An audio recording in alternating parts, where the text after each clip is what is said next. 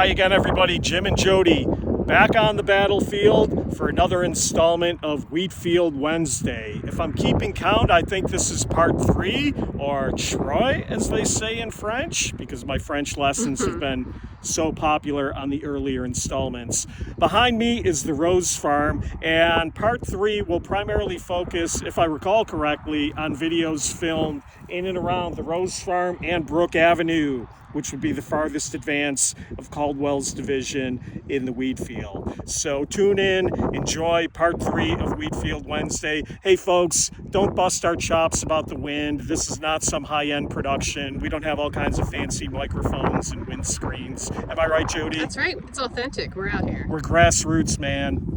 A quick stop over here by the 20th Indiana Monument, also an area sometimes referred to as the Wheeler Rock. I know we talked about this one on the podcast, I think in part 1. Now, when I do tours out here, people will often try to visualize where does the fighting at Devil's Den end and the fighting in the Wheatfield begin. And of course, there really is not an easy answer to that because it's really just one big fight. But for our modern purposes, where we like to compartmentalize this stuff, Devil's Den and Houck's Ridge are just up the ridge in that direction. And Ward's Brigade, which is primarily defending Devil's Den, would have stretched down along the ridge into the area that we're standing in right now. And this area was defended by the 20th Indiana under Colonel John Wheeler. John Wheeler was 38 years old at the Battle of Gettysburg. He was born in Connecticut, had moved to Indiana.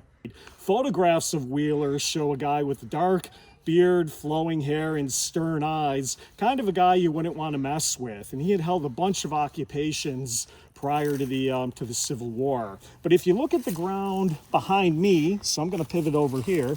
If you look at the ground over here, imagine now Robertson's 3rd Arkansas kind of advancing through some of this over here. They would have been taking flank fire again from the 17th Maine behind the stone wall. But out here, the 20th Indiana fought them basically head on and face to face. Colonel Wheeler was, again, as a good leader should be, riding up and down his lines, trying to steady his men, try to be a presence for the guys while they were fighting out here. And while Wheeler was riding back and forth on his lines, he was shot in the head and killed. Command of the regiment then fell to one of his captains. The captain tried to grab Wheeler's horse, but the horse got spooked and ran away. So the captain sent a message back to General Ward around Devil's Den, basically saying, hey, Colonel Wheeler has been killed.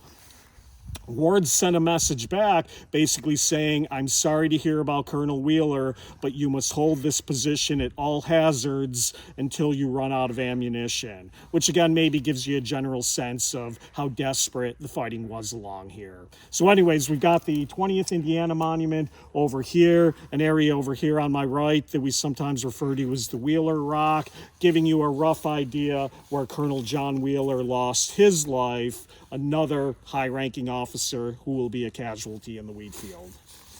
I'm down at the stone wall with Superfan Elaine again. And again, as we do our sort of conversational French interpretation in the Wheatfield today, I say Regis de Trobriand, but Elaine says it a little bit differently. Elaine, how do you say it? Regis de Trobriand.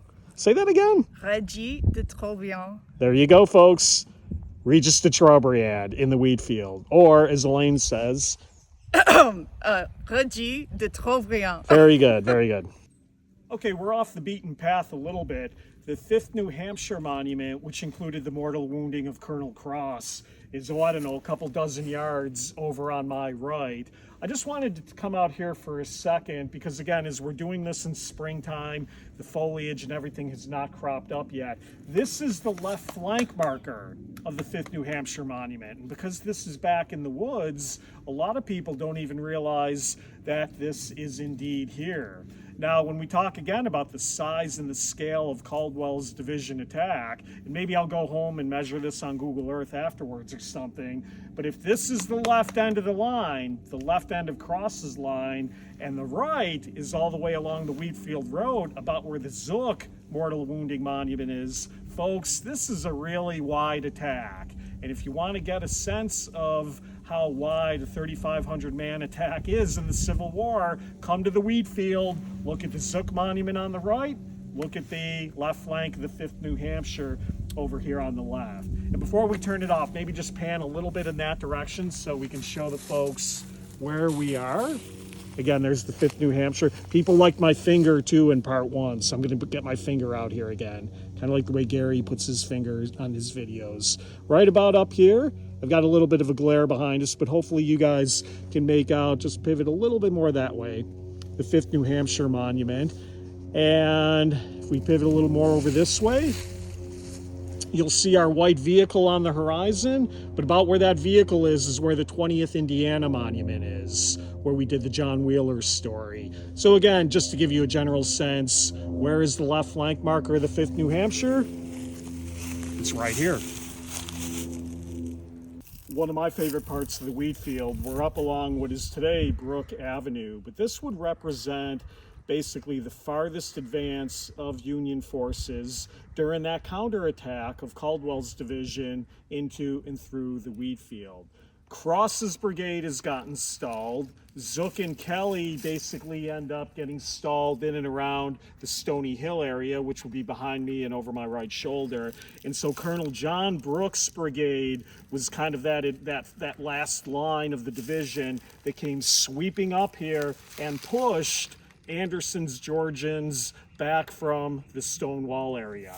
Now, Joe, if Jody can pan down here, again, a nice opportunity doing it at this time of the year, because again, without the tree cover, you can literally see down into the ravine that we sometimes refer to as Rose's Run, and hopefully the camera can make out the avenue and some of the monuments that we looked at more along de Trobriand's line early on. So imagine, if you will, these Union soldiers of Brooks' brigade and Anderson's Georgians, who they are pursuing, but Brooks' guys basically storming across Rose's Run.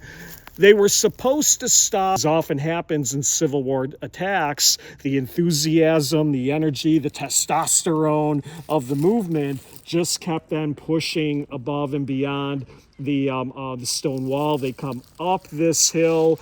Brooks' guys will take a position here where, if you pan, you'll see a whole bunch of monuments for Brooks' brigade. So they'll take a position here, and we're going to talk a little bit more about some of this. And then behind us would be the pasture of Rose's farm field. Now, Anderson's guys have been pushed back a little bit more, kind of more to the far camera left. We haven't talked a lot about Kershaw's South Carolinians today, but Kershaw's guys had come onto the field a little bit earlier. They would be kind of pushed back as well. So you've got Brook temporarily getting some success here, but as often happens in the Wheatfield, that's not going to last for long. So we met the 27th Connecticut earlier. I told you there's 5 monuments basically representing the regiment or individuals of the regiment in and around the Wheatfield. And I said we're not going to see all 5 during this video segment here, but we are going to look at a couple up here on Brook Avenue, because the 27th Connecticut is part of this advance of John Brooks' brigade up to the Wheatfield area. So if you notice behind me, we'll see advanced position of this regiment in the brigade charge, July 2nd, 1863. Very nice, impressive monument, part of Brooks' line. But it's interesting that there's another kind of hidden advance marker a little bit down the hill. And we thought, since it's a good time of year and not overgrown yet, we're going to take a quick walk down there. Jody, you ready to walk? Let's go. All right, let's do it. So we'll go down and we'll find the real advance marker of the 27th Connecticut. A little bit off the beaten path.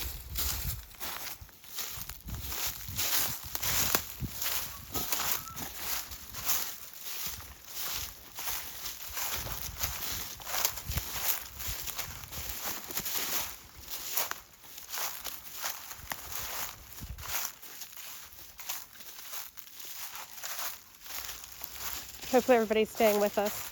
Yep. Walk in the field, guys and ladies. Walk in the field. All right, here you go. So I do like coming down here if you can swing around, let them take a look at the tablet. This tablet indicates the advanced position of the 27th Regiment, Connecticut Volunteers, afternoon of July 2nd. So you have this advanced marker down here. You have the regimental monument, not only the 27th, but of the entire brigade, more up along the roadway. And accounts from the soldiers suggest that no, they probably did not advance all the way to the top of the hill, but they stayed just sort of back here on the reverse slope, just enough where they would often be able then to stand up and shoot, drop down, and reload. So not only do you have this particular marker here, a little bit behind me is something called the Brook Rock, which was supposed to be the advanced position that Colonel Brook himself took.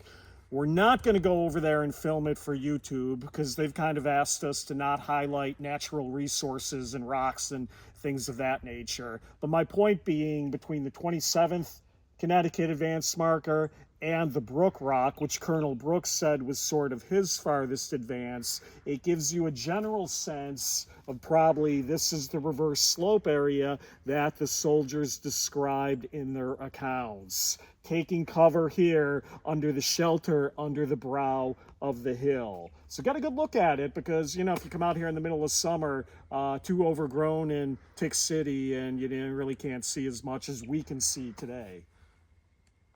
Okay, Jody zoomed in on the advanced marker of the 27th Connecticut, and then she's just going to do a slow pan around towards the avenue and the monuments, just to give you an idea of the terrain and what it looks like out here. Now, regarding that position of the 27th Connecticut, one of the soldiers later wrote, as they appeared upon the crest of the hill, the enemy, drawn up in readiness beyond, within pistol range, opened upon them with a withering fire. The contest at this point continued for some time. Planting the colors upon the top, the men loaded their pieces under shelter of the brow of the hill, then rising up and delivered their fire. And that's what I was talking about at the last stop, the idea that they're using the shelter of the top of the hill where we're standing right now to take cover and to reload. Now, as Jody pans over towards her left, we're getting out towards the 64th New York, and a soldier from that unit later recalled the action, quote, "We moved across the creek into a piece of woods up to a ledge of rocks, and we chased the Rebs up the rocks. The line halted and continued firing. After a few minutes, we could see that we were far in advance of the line on our right and left. We found we were under a crossfire from right and left, and we were ordered to fall back." That's going to be the problem. Brooks' initial success is so successful that he's outrun the rest of the division. Brooks' guys are out here by themselves, now with Confederates. Anderson, Kershaw, and Semmes coming onto the field, kind of reforming. The Yankees are going to be exposed on both of their flanks. They're initially going to form a little position up here, kind of in the shape of a horseshoe, when eventually, as so often happens in these Civil War attacks, they're going to have to fall back. There was often a tradition that Confederate Brigadier General Paul Semmes was mortally wounded down in front of the Stony Hill area.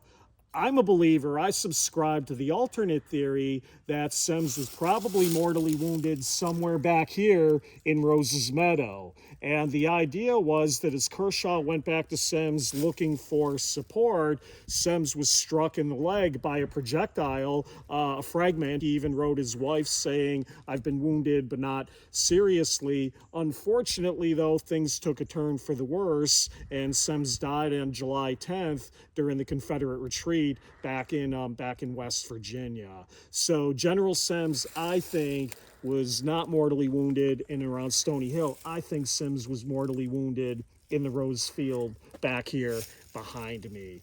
We also have the Elliott burial map, which we know from the Elliott burial map, even though the numbers might be overstated, large concentrations of Confederate dead all in and around the area behind me as well. And we read the account earlier from J. Howard Wirt describing that.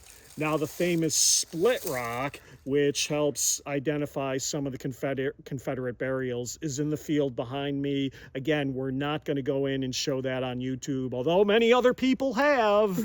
We're not going to do that. And people do have a general idea where that is. Come to Gettysburg if you want to see the split rock.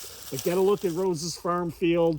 Anderson's guys will now reform and come in and attack Brook kind of this way. Semmes is going to come in through here. Kershaw more over on the left, my left.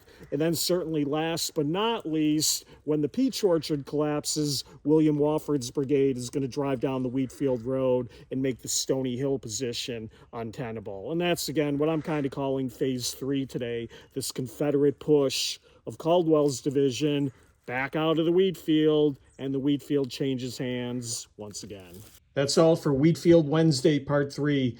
My daughter keeps telling me that I forget to remind you to like and subscribe to the video and to the Battle of Gettysburg podcast on YouTube. So please do that. Please like, please subscribe, and we appreciate your support very much.